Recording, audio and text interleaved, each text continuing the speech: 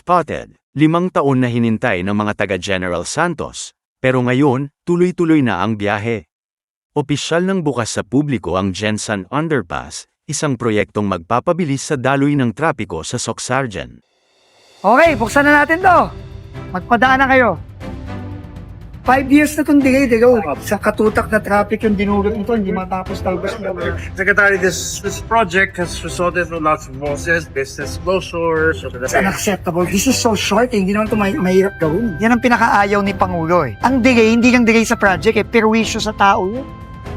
Mula doon, ma'am, ang traffic, sobra talaga. Madating ka sa puntahan mo, ilang oras ang naano mo. Madali lang pala matapos. Nung una, ang tagal ba? Ilang araw lang, mabuksan na. So, ang saya. Pabuksan na natin to ngayon. Yes, Sek, thank you talaga. Diba, ginulat mo ang lahat, Sek, kasi na-expect 31. Pag lumampas ng July 31, kakasuhan ko lahat yan. So, it's July 29, bubuksan na natin to finally. Traffic.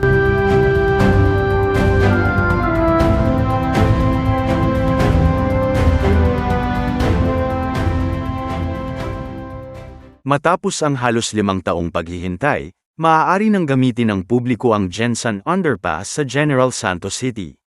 Layunin nitong mabawasan ang matinding trapiko at gawing mas mabilis ang paglalakbay ng mga motorista, commuter, at mga residente sa lungsod. Ayon sa pamahalaan, isinagawa ang agarang pagtatapos at pagbubukas ng proyekto bilang bahagi ng direktiba ni Pangulong Ferdinand R. Marcos Jr., na pabilisin ang pagkumpleto ng mga naantalang infrastruktura sa buong bansa. Sa inyong palagay, malaking tulong ba ang pagbubukas ng Jensan Underpass sa trapiko ng General Santos City?